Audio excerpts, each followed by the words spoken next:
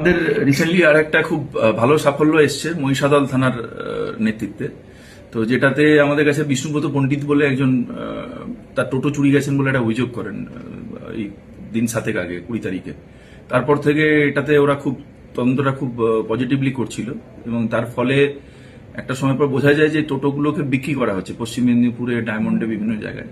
তো আমাদের police team যেটা করে ও সেই মহিষাদলের নেতৃত্বে তারা impersonated as themselves as potential buyers, নিজেদিকে ক্রেতা হিসেবে যায়, উপস্থাপিত করে এবং এই ট্র্যাপটা খুব সুন্দরভাবে এক্সিকিউটেড হয় এবং হাতে নাতে আমরা প্রথমে কয়েকজনকে ধরি, তাদেরকে জিজ্ঞাসাবাদ করে ফাইনালি আমরা এখন পর্যন্ত 5 জনকে ধরেছি, তাদেরকে আমরা রিমান্ডে নিয়েছি।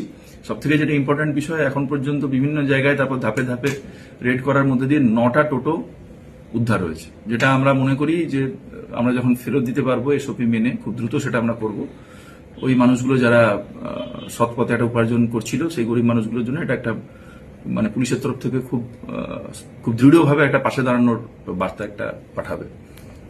তো যাদের সবই মহিষাদল থানায় বাড়ি। এরা শেখ রবিউল বলে একজন আছেন, শেখ রেজাবুল, শেখ মোশারফ, শেখ পিন্টু আলী, ইয়াদ খান। আমরা নাম আর ডিটেলস গুলো আপনাদের সঙ্গে শেয়ার করে দিচ্ছি।